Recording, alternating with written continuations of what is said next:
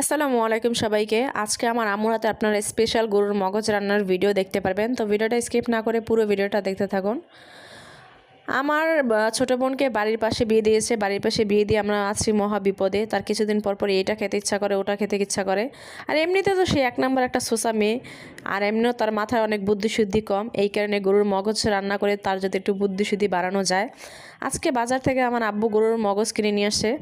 তো সেটাই আমার আম্মু আজকে রান্না করে বাড়িতে নিয়ে যাবে। আমার আম্মু আজকে গ্রামে চলে যাবে। তো এই তো গরুর মগজ রান্না করার জন্য প্রথমে পেঁয়াজটাকে ভালোভাবে ভেজে এর ভিতরে আদা রসুন বাটা, গরম মশলা, হলুদ মরিচ, পরিমাণ মতন লবণ দিয়ে কষিয়ে এর ভিতরে গরুর মগজগুলো দিয়ে এখন ভালোভাবে কষাতে হবে।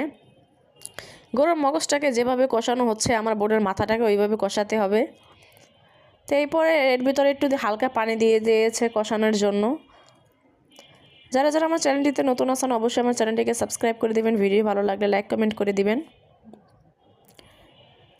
তো এই তো সুন্দরভাবে রান্না করা শেষ। এখন আমার এই যে সোচা বোনের জন্য নিয়ে যাওয়া হবে। ভিডিওটা আপনাদের কাছে কেমন লেগেছে অবশ্যই জানাবেন। আল্লাহ হাফেজ।